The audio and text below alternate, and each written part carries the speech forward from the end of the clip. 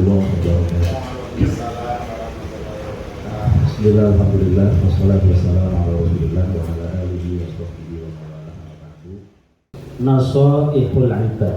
Ini jadi bahasa kita. Nasoih itu berarti nasihat-nasihat, al-ibad itu hamba-hamba Allah. Tetapi yang dimaksud hamba di sini adalah min ibadiyas sholihin, hamba-hamba pilihan Allah.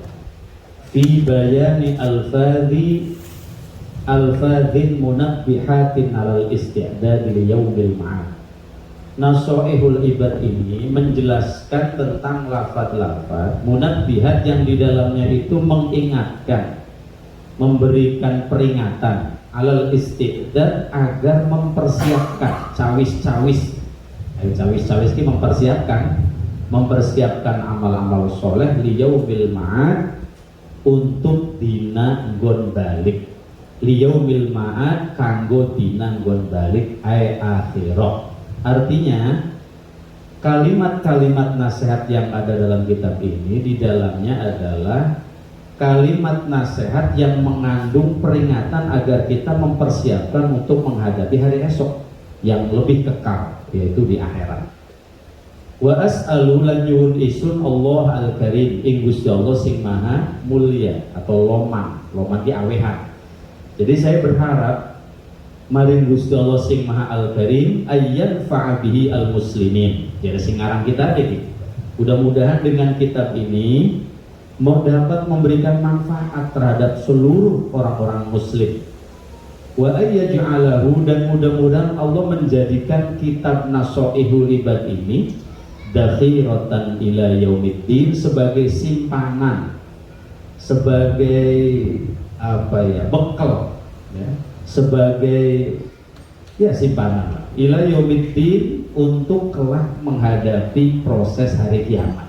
Sekurang-kurangnya dengan kitab ini mudah-mudahan ini bisa jadi simpenan, bisa jadi deposit untuk menghadapi ila yaumiddin, proses kiamat yang sangat mengerikan. Amin. Ayat istajib. Bismillahirrahmanirrahim. Wa tusannu lan disunahaken maca bismillah inda tidai kulli umurin, ing dalem nalikane kawitane saben-saben perkara. Ghairi muhtiratin, kang ora piro-piro den ina. Maksudnya gini, sunnah membaca bismillah di setiap kita akan memulai segala permasalahan, segala urusan, syaratnya perkara kue ghairi muhtirat, yang tidak mengandung kehinaan-kehinaan. Artinya orang kalau mau melakukan sesuatu apapun, sepanjang di dalamnya mengandung kebaikan-kebaikan, hukum membaca bismillah itu adalah sunnah. Apa saja disunahkan untuk mengawali dengan kata bismillah. Fa'in tarokaha, maka lamun ninggal sapa wong ing bismillah fi awwaliha, ing dalam kawitane kulli umur, ata maka nekanana man bihi kelawan bismillah fi asnaiha, ing dalam tengah-tengah kulli umur, dikauli kelawan ngucap sapa man bismillahi fi awwalihi wa akhirihi.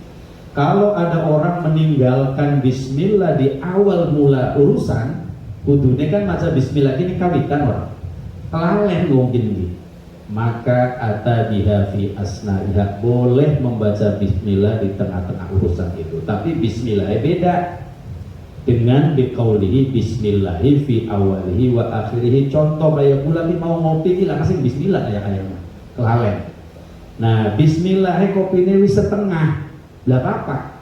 Tapi orang bismillahirrahmanirrahim, bismillahi fi awalihi wa akhirihi. Itu kira-kira ya, termasuk dengan apa Pak? Ya. Alhamdulillah wis kabeh puji iku lillahi, tetep kedue Gusti Allah fi kulli hinin, ing dalem saben-saben mangsa. Ai zamanin, tegese mangsa, qalla kang tidik apa zaman, au kathura atawa akeh apa zaman. Segala puji bagi Allah fi kulli hin. Ya, setiap waktu, waktu akeh, waktu setitik, kapan saja kita mesti bersyukur kalau Gusti Allah. Kesuwun, berterima kasih. Kesuwun mengucapkan alhamdulillah ini kapan baik, arep waktu setitik, waktu akeh, selalu kita mengucapkan kata alhamdulillah. wa auqatin lan pirang-pirang waktu, wa hiya utawi auqat iku azminatun mahmudatun, zaman-zaman yang dibatasi, wa hiya utawi auqat iku min atfin khasin saking atap kang khusus ala amin ing atase lafaz kang umum. Artinya hinnya itu khas, auqatnya adalah am. Jadi kita memuji karo Allah fi kulli hinin wa auqatin, setiap saat, setiap waktu, setiap mangsa, dan di beberapa waktu. Ay azminatun mahmudah, di saat waktu-waktu yang memang sudah dibatasi oleh buku Bapak. Alhamdulillah ning jerone sembahyang, alhamdulillah ning jerone pikiran, alhamdulillah ning jerone ibadah-ibadah yang tertentu. Itu maksudnya azminah mahdudah. Atau dalam istighosahan, intinya kita kalau mau mengucapkan alhamdulillah itu jangan mau dibatasi oleh waktu. Waktu kapanpun, arep waktu setitik, waktu akeh, waktu kapanpun, perbanyaklah kita mengucapkan kata alhamdulillah. Bersyukur itu terus-terusan. Ya, jadi malah ada salah satu keterangan yang pernah saya ingat, syarat-syarat wong pengen jadi wali, ana satu ulama sufi di antaranya dawuh Imam Abu Yazid Al-Bastami, syarat-syarat orang pengen menjadi wali itu coba perbanyaklah rasa syukur, berterima kasih kepada Allah atas nikmat-nikmat yang tidak pernah bisa dihitung. Nikmatnya Allah kan us angel ngitung nikmatnya Allah. Aja ngitung duit baik, kesehatan, jantung kita, ya kan? Dak itu nggak pernah dihitung. Padahal itu adalah nikmat yang sangat luar biasa. Kita tahu kayak apa maknanya jantung itu begitu mahal ketika kita mengalami jantung misalnya nang Gusti Allah di stop. Ya, aja suwe-suwe lah misalnya 30 detik baik ditangisi nang dulu nang keluarga. Ya kan, orang-orang yang kena penyakit jantung itu kan maksudnya luar biasa. Nah, ini maksud saya kalau kita mau menghitung nikmat Allah, kayak di Quran kan anak kalimatnya wa in ta'uddu nikmatallahi la tuhsuha. Kalau Anda mau menghitung nikmat Allah pasti gak bisa dihitung. Nah, makanya nih kene penekanan awal dalam mukadimah kitab ini, alhamdulillah fi kulli hinin wa awqatin. Kalau mau bersyukur, berterima kasih, muji kepada Gusti Allah, jangan mau dibatasi oleh waktu kapanpun. Aja ngucapkan alhamdulillah ngenteni atom. Jadi wong Sunda mah terak apa? Bakal durung atom beli gelem alhamdulillah. Jadi apa kan gitu? Anak nembe alhamdulillah. Sing lucu wong maca tasbih, kok bakal natrelek kah? Belang samber sih. Salah, beges subhanallah. Leger alhamdulillah, orang kena gitu kan. Nah, padahal nggak usah seperti itu. Jadi bahasa alhamdulillah. Mulanya kan yang sholat sami Allahu liman hamidah. Rabbana walakal hamdu mil'us samawati wa mil'ul ardi wa mil'u ma syi'ta min syai'in. Kalau mau memuji karena Allah mil'us samawati sekebekeng langit, wa mil'ul ardi lan sekebekeng wa mil'u ma syi'ta min syai'in batulan sedurunge ana waktu sewise aja dibatasi lah. Kita harus banyak sami Allah liman hamidah. Jadilah orang-orang yang senantiasa muji kalau Allah. Itu ukuran pujian itu sekebekeng langit, sekebekeng bumi, sekebekeng garkanan langit bumi. Karena alam ini kan bukan hanya bumi langit saja kan. Ada lauhul mahfuz, ada alam-alam yang gak pernah kita tahu, hanya Allah yang maha tahu. Itu alam Allah sangat luar biasa besar. Nah, ini maksudnya kalau mau memuji, karena kita kadang-kadang berterima kasih kepada Allah itu selalu dibatasi dengan kayak tadi berangsane kudu bakanya kalau duit gede kemennya alhamdulillah kan gitu, rasa waras terus gering nih waro kemennya alhamdulillah gitu. Wassalatu utawi nyuwun tambah rahmat ayil akfi minallah, tegas ayil akfi tegas kewelasan. Rahmat itu maknanya akfi, welas, kewelasan minallah saking Allah, wa min ghairihi lan saking liyane Allah iku ala rasulihi muga tetep ing atase rasul Allah ila kafatil makhluk ila kafatil khalqi maring sekabehane makhluk. Sifate rasul asyrafil khalqi kang luwih mulya-mulyane makhluk. Wa huwa utawi al khalqu iku kullu ma saben-saben perkara aujadahu kang maujudaken ing masapa Allah taala Gusti Allah taala ala taqdirin ing atase ukuran-ukuran aujabtuhu kang netepaken aujabathu kang netepaken ing takdir ing ukuran apa al hikmatu hikmah wal bariyat lan pira-pira makhluk ayul makhluqa tegese pira-pira makhluk mutlaqan kelawan mutlak awillati tegese perkara fil ardi kang tetep ing dalem bumi Fahia mangka utawi al-bariyah ikum min atfil muraditi saking lapat kang nunggali makna ae min atfil khas tegese saking ngatapaken lafat kang khusus alal ami ing atase lafat kang umum. Jadi gini, mudah-mudahan rahmat Allah, salat itu bimakna ayil atfi minallah, kewelasane Gusti Allah. Wassalatu kan biasanya maknanya rahmat. Rahmat itu kewelasane Gusti Allah wa min ghairi dan juga dari selain Allah ya termasuk makhluk. Mudah-mudahan seluruh rahmat Allah dan dari lain-lainnya akhir rahmati iku ala rasuli senantiasa mudah-mudahan tercurahkan atas rasulnya Allah untuk siapa? Ila kafatil khalqi. Rasul ini tugasnya untuk kemanfaatannya maring sekabehane makhluk. Dan Rasul disifati dengan asyrafil khalqi. Rasulullah kanjeng Nabi ini adalah makhluk sing paling asyraf, paling mulia. Makhluk itu apa? Makhluk wa huwa kullu ma aujadahullah. Yang dimaksud makhluk di sini kanjeng Nabi itu di antara makhluk-makhluk paling mulia. Yang diukur atau definisi dari makhluk ini kullu ma aujadahullah, segala sesuatu yang diciptakan oleh Allah ala takdirin, sesuai dengan takdir. Ukuran-ukuran dari Allah aujabatul hikmah yang memang telah ditetapkan oleh sifat kebijaksanaannya Gusti Allah wal bariyat. Nah antara khalqi dan bariyat ini sebetulnya maknanya sama, cuman kalau khalqi ini adalah khusus maka bariyat itu berarti umum ya. Khalqi yang makhluk, bariyat juga makhluk, itu yang disebut mengatapkan lafaz sing khas alal am.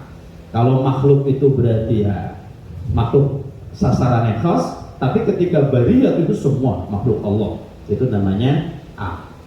Toh, fasayyiduna maka utawi Gusti kita rupane Muhammadun sallallahu alaihi wasallam iku afdalu khalqillah, luwih utama-utamane makhluknya Allah. Junjungan kita kanjeng Nabi adalah makhluk yang paling afdol, sehingga keafdolanane kullihim ngalahaken kabeh makhluk kanjeng Nabi paling afdol ya. Bakal afdol kan utama, memiliki kelebihan sing tidak terkalahkan. Hadhihi utawi iki ma kang den tekaaken ing dalem ati ae al mustahdharah fi dhihni. Hadhihi utawi iki kang hadir ing dalem ati. Jadi kiai yang mengarang kitab ini sebelum ditulis itu semua ada tergambar dalam hatinya pengarang kitab ini. Apa isinya? Munabbihatun alal isti'dad li yaumil ma'ad. Kitab Nasoihul Ibad itu di dalamnya munabbihat, mengandung beberapa perkara sing bisa ngelingaken, pepeling, peringatan-peringatan, menggugah alal isti'dad agar kita mempersiapkan amal-amal kita li yaumil ma'ad untuk menghadapi dina gon balik. Maksudnya untuk mempersiapkan di akhirat. Kita di dunia ini kan sebetulnya proses ya kan. Dunia ini adalah ibaratnya mazra'ah, lagi nandur lah. Jadi kitab ini itu sebetulnya agar kita sadar urip iki hanya sesaat, sementara. Nah apa yang mesti istiqdat dipersiapkan kita untuk liyaumil ma'ad, mencapai kebahagiaan nanti di akhirat. Ayat alat ta'ahub tegese ing atase cawis-cawis mempersiapkan li ajli waqtir ruju, karena arahe waktune balik, sebab kita juga bakal kembali. Kita diciptakan oleh Allah. Innalillah, saya milik Allah, wa inna, dan kita semua ilaihi raji'un, bakal kembali. Ada waktu disebut waktu rujuk. Pada saatnya nanti kita bakal kembali. Akhirat itu adalah tujuan akhir. Dunia ini hanya perjalanan aja, kan di Qur'annya wal akhiratu khairu wa abqa. Akhirat itu lebih baik dan akhirat itu lebih langgeng. Dunia ini hanya proses. Tetapi sadarlah bahwa dunia ini sebenarnya kita lagi umpul-umpul, tempat istiqdat, tempat mempersiapkan. Duwe apa amal kita sing kanggo dakhiratan, kanggo simpenan, kanggo deposito, kanggo tabungan amal kita itu apa yang mesti dipersiapkan kan gitu. Ini nasoih itu di situ letak tujuannya. Fa inna minha ayil munabbihat, maka setengah iku setengah saking munabbihat nasihat-nasihat itu. Opo ma perkara yakunu kang ana opo ma iku masna loro-loro. Ai zaujaini sajodo. Wa min halan iku setengah saking munabbihat ma utai perkara yakunu kang ana opo ma iku tulatian bangsa telu ila tamamil asyarah tumeka maring 10. Wa jumlatul maqalat, jumlah maqalah yang ada dalam kitab Nasoh ini nanti jumlahnya iku mi'atani 200 wa arba'asyarata 14. Berarti isi maqalah yang ada dalam kitab ini nanti jumlahnya ada 214 makalah. Jadi kitab-kitab ini nanti di dalamnya itu nasihat itu kabeh jumlahnya karena 214 makalah. Karena nasihat itu kan di dalam makalah ucapan. Ya, jauh. Nah, yang 214 itu al-akhbaru utawi piro-piro hadise iku khamsatun wa arba'una 5 karo 40. Berarti 45. Nasihat yang ada dalam kitab Nasoih ini semuanya ada 214, yang 45 berupa hadis, wal bawati utawi piro-piro kerine sisanya iku atharun dawuhe sahabat. Jadi ning kitab iki hadise ana 45, sisane kabeh dawuhe sahabat, baka bahasa baka dawuhe nabi arane hadis, baka dawuhe sahabat arane athar. Ya, jadi sisanya itu athar. Jadi kabeh omongan sahabat semuanya. Wa ana utawi kita, jadi Syekh Muhammad Nawawi Al-Bantani yang ngarang al-an dalam zaman saiki. Saya sekarang uridu ngarepaken isun berharap at-tabarruka ngalap barokah bi'ityani haditsaini dengan mendatangkan dua hadis syarifaini kang mulia karone jalilaini kang agung karone. Kiai Muhammad Nawawi wong Banten ki jatuke Kiamin Ma'ruf Amin ya, wong Banten wong Tenara itu kuburannya mana ning Maklah ya, ning Mekah. Lah itu beliau mengambil dua hadis tabarukan untuk mengawali nasihat-nasihat ini itu awalnya ada dua hadis yang kanggo patokannya. Ini dalam rangka tabaruk. Fal hadisul awal tadi dua hadis itu utawi hadis yang pertama iku ajazani bihi al-allamah asy-syekh Muhammad al-Khatib asy-Syami thumma al-Madani al-Hambali. Wa huwa utawi Syekh Muhammad al-Khatib iku Ibnu Utsman bin Abbas bin Utsman an masyayikhihi saking guru-gurune Kiai Muhammad muttasilan hale muttasil nyambung sanade ya, ittisal nyambung sampai kemana? Ila Abi Dzarrin Al-Ghifari, sampai sahabat Abi Dzarrin Al-Ghifari radhiyallahu anhu.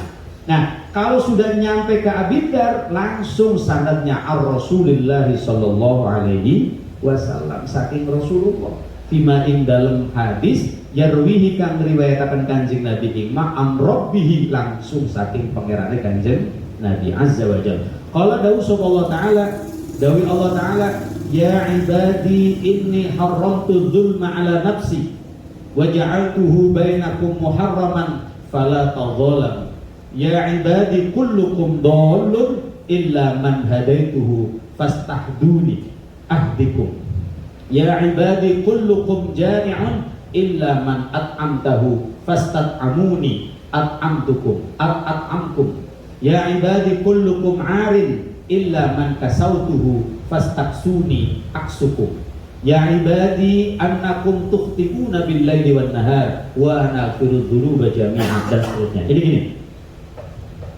Syekh Muhammad Nawawi Al-Bantani untuk mengawali kitab Nasohi ini itu yang mendasari adalah ada dua hadis yang diriwayatkan oleh Syekh Muhammad Khatib Asy-Syami, ini orang Syam, Syria. Nah, terus Summal Madani. Nah, beliau itu memang bangsanya bangsa kota Madani, ya, ya Madinah lah. Al-Hambali juga madhab Hambali, Ahmad bin Hambal.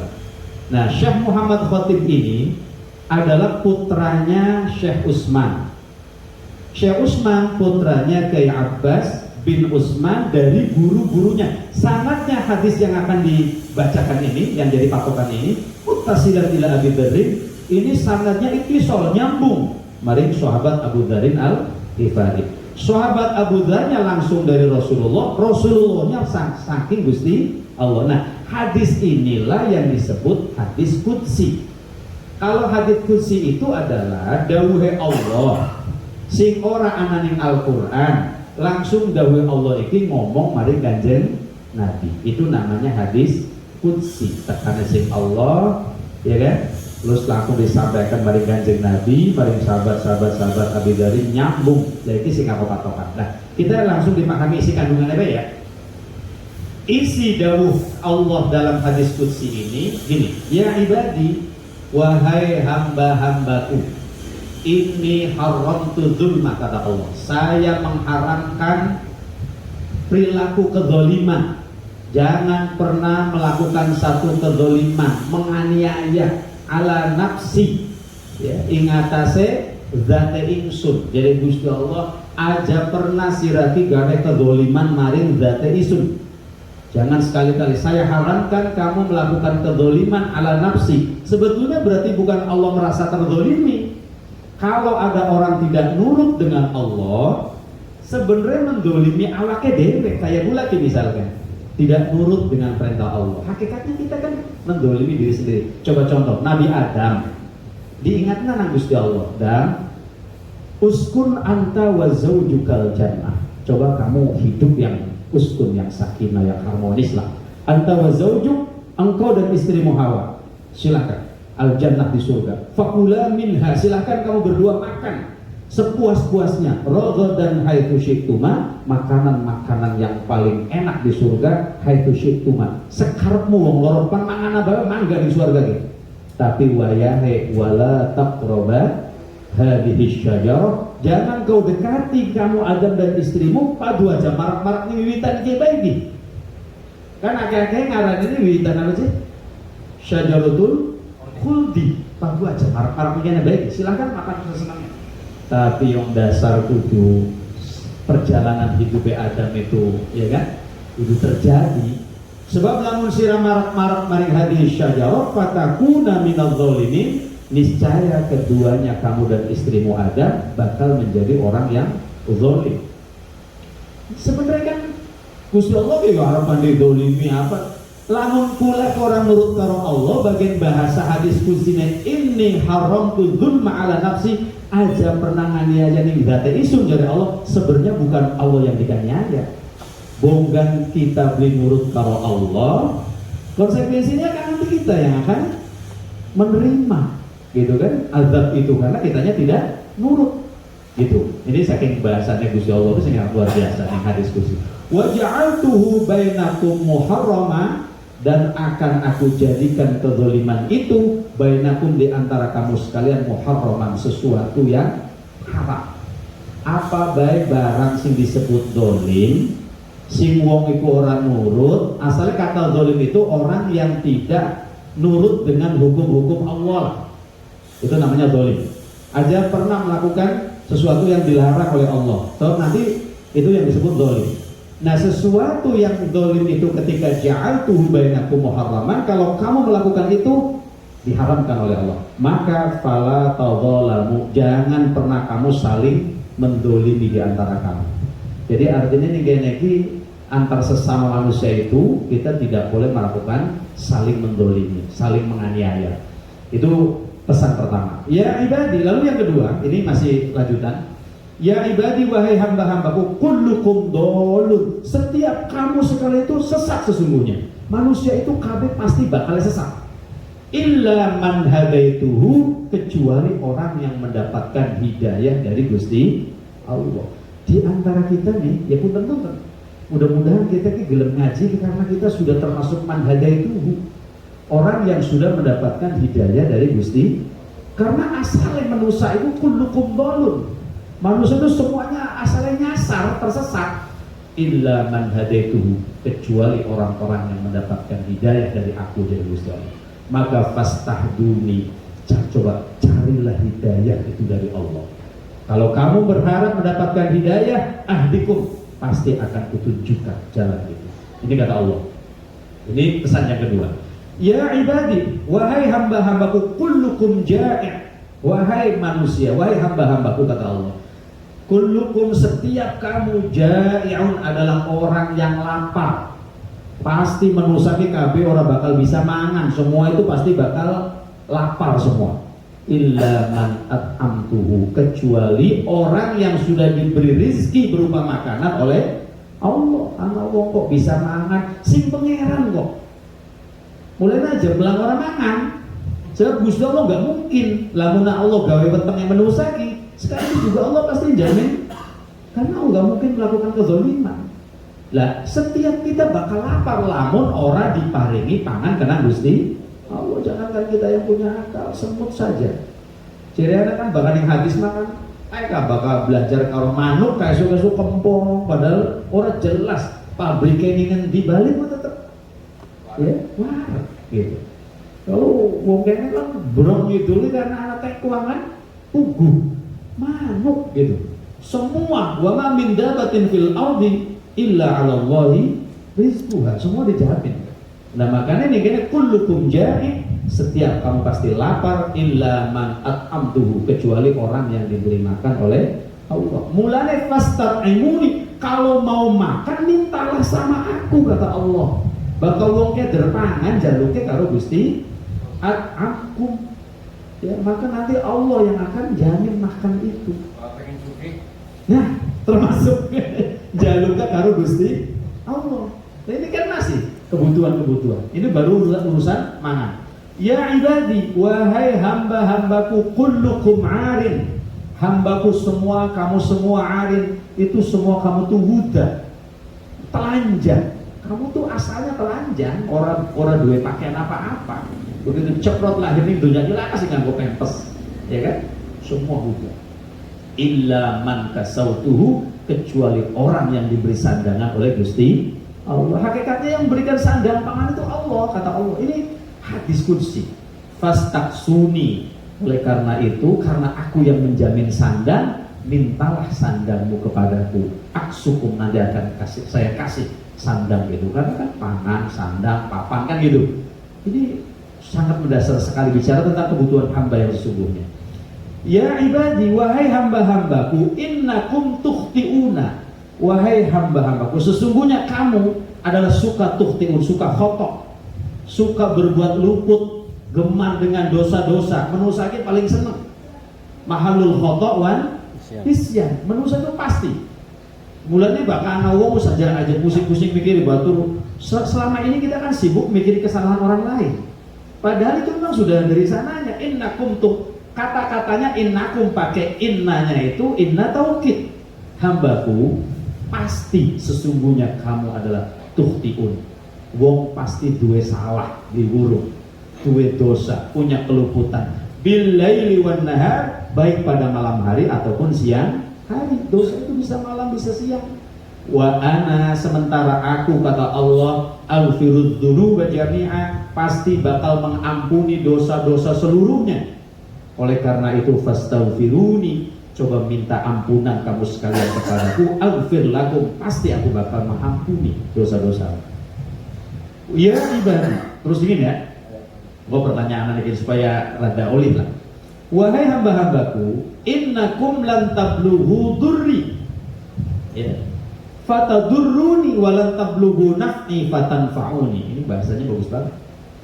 Wahai hamba-hambaku, lam tablughu, kamu tidak akan nyampe durri, ya, ing bahayana isun. Fatadurruni, maka bahaya akan sira ing ingsun. Walan tadluhu, lan sira mual bakal tumeka sira kabeh naf'i ing kemanfaatan isun. Fatanfa'uni, maka ngalap manfaat sira ing isun. Artinya gini, manusia itu sesungguhnya gak bisa punya kemampuan melakukan hal yang madharat dan manfaat kalau itu semua belum diberikan izin dari Allah. Manusia iku ora bisa gawe kemaudorotan maring isun dari Allah. Allah itu sok arep berlaku apa bae ente arep ora sembayang-sembayang Gusti Allah masa liburan dari pangeran. Apakah dengan orang sudah tidak menyembah Allah tadi Allah lengser dari kepangeranan? Enggak.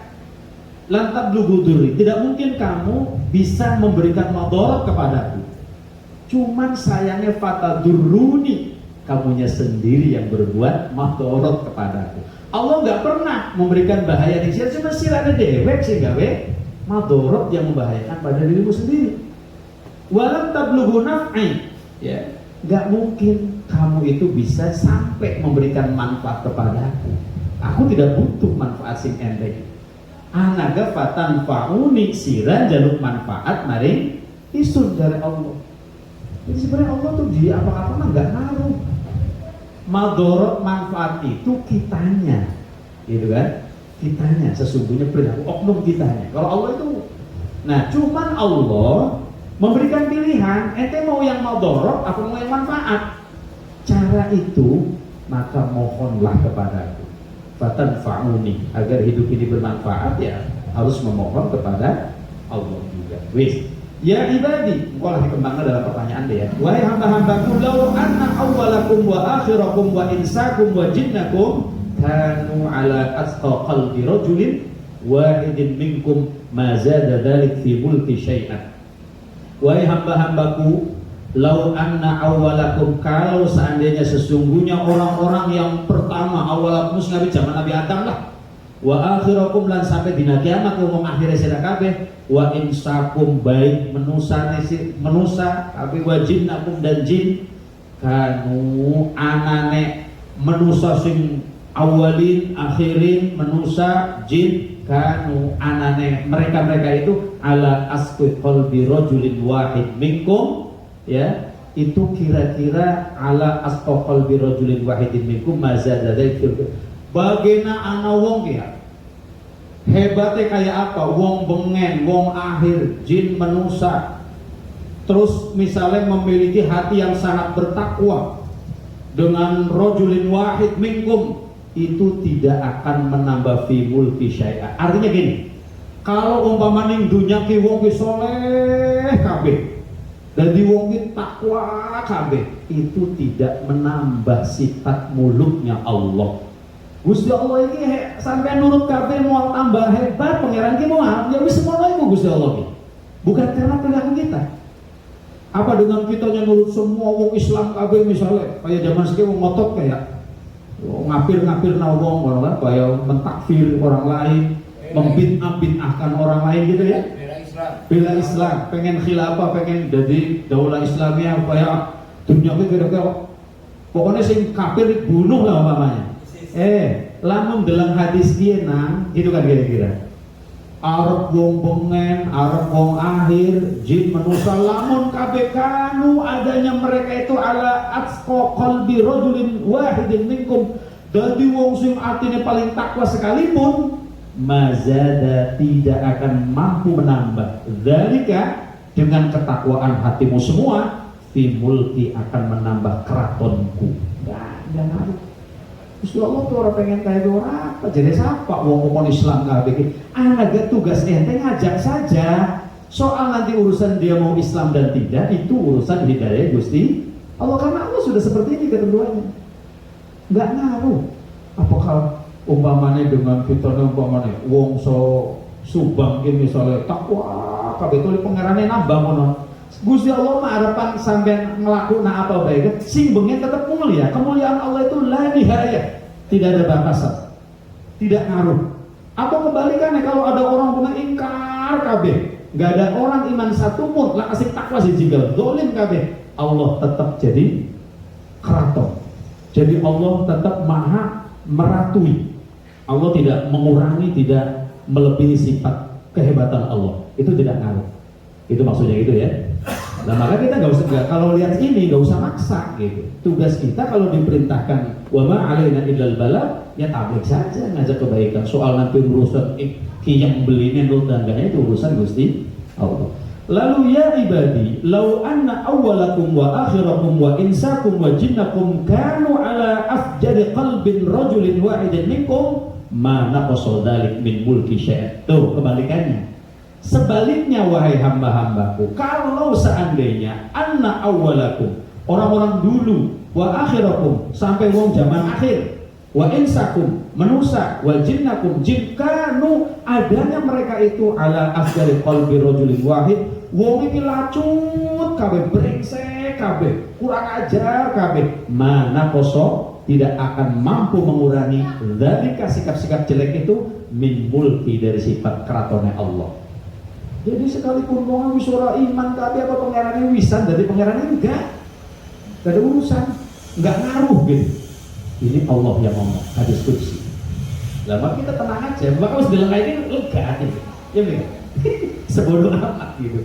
Nah, ya ibadi, wahai hamba-hambaku, lau anna awwalakum wa akhirakum. Kalau seandainya sesungguhnya orang-orang yang awal, orang-orang dulu, wa akhirakum, dan orang-orang akhir, wa insakum, baik manusia dan jin, iku qamu pada jumeneng, ya, sapa awalakum akhirakum dan seterusnya, fi so'idin, dalam satu papan, ya, dalam satu papan lah gitu, rata, wahidin.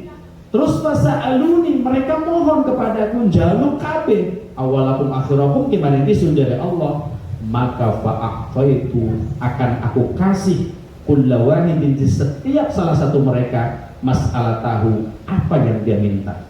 Mana qasodalik, ini tidak akan dapat mengurangi mimma indi, sesuatu yang ada di sisiku, kata Allah, illa kama yamkusul mikhyat, sebagaimana kaya dari kurangi dom, jarum, ya, sebuah jarum idza adkhala, yang dimasukkan al-bahra, dalam lautan. Jadi maksudnya gini, kalau umpama wong bengen sing awit jamin Nabi Adam karo urip kabeh tekan kiamat, tekan zaman Nabi Kanjeng Nabi, tekan kumpul kabeh jin manusia nuntut kabeh, qamu fi sa'idin wahid, berdiri semua jaluk kabeh karo Allah ning mesti gosak kabeh lah, jaluk sugih kabeh, ya, jaluk duit miliaran kabeh, jaluk mobile, ya kan, pitul garasi lah misalkan. Terus fasa'aluni, mereka minta karo isun dari Allah, fa'aqaitu kulla wahidin mas'alah, akan saya kasih satu persatu sesuai dengan kebutuhannya.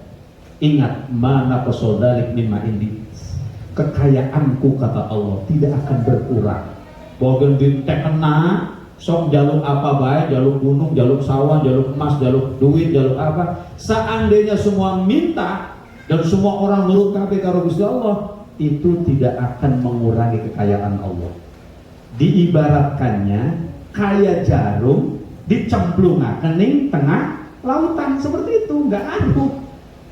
Coba kira-kira lamun gambaranane kaya jarum sing dicemplungan ning lautan apa? Ya enggak ngaruh. Bogono pirang-pirang jarum enggak paribasane iki. Ya tetap aja. Artinya apa? Segara rahmat Allah, lautan rahmat Allah, lautan kekayaan Allah. Kalau seandainya semua hamba-hamba Allah minta karo Allah, jarum kabeh Allah dikasihkan semua, tidak akan mengurangi kekayaan yang dimiliki oleh Allah. Mana qasodalik mimma indi, itu kata Gusti Allah. Itu. Terus yang terakhir, ya ibadi, wahai hamba-hambaku, innama hiya a'malukum, innama hiya a'malukum uhsiha lakum thumma uwaffikum iyyaha, faman wajada khairan falyahmadillah wa man wajada ghaira dzalik fala yalumanna illa nafsah. Wahai hamba-hambaku, innama hiya, angin pestine utawi a'mal iku a'malukum, amal itu adalah amal, uhsiha, pasti akan saya hitung, kata Allah, lakum, untuk kamu. Kalau kamu sholat getol nih, puasanya getol, beramal getol, kebaikan amal-amal kamu sok, silakan, pasti bakal dihitung oleh Allah, ya, berapapun amal itu. Nanti thumma uwaffikum iya, akan saya penuhi, diganjar kabeh aja melang, bagian nyumbangi gedene 2000 3000 semua, nggak ada yang sia-sia, pasti bakal dipenuhi. Faman wajada khairan, barang siapa yang menemukan kebaikan, falyahmadillah, maka memujilah kepada Allah, senajan kebaikan itu seberapapun nilainya, pasti bakal dihitung. Wa man wajada ghaira dzalik, barang siapa yang menemukan selain kebaikannya, fala yalumanna illa nafsa, jangan pernah kamu moyoki ning awake sira dhewe, bonggan sirahi lagi ning dunia ini orang gelem nglakoni kebaikan, jangan kau sesali, percuma aja. Nah ini kalau hadis yang terakhir, bahasa sederhananya gini, silahkan kamu melakukan amal apapun di dunia ini, kata Allah, innama hiya amalukum uhsiha, akan saya hitung, dibayar kabeh nang Gusti Allah, akan saya penuhi semua sesuai dengan janji-janji Allah. Faman wajada khairan, kalau kebetulan pas nyenggang Allah bagi-bagi menghitung amal itu ternyata kamu menemukan kebaikan, falyahmadillah, maka bersyukurlah. Tapi kebalikannya, paman wajada ghaira dzalik, begitu besoknya yaumul hisab ternyata di itu nggak ada kebaikan sama sekali, fala yalumanna illa nafsa, ora usah ente maido mencari wong itu salah kamu sendiri gitu.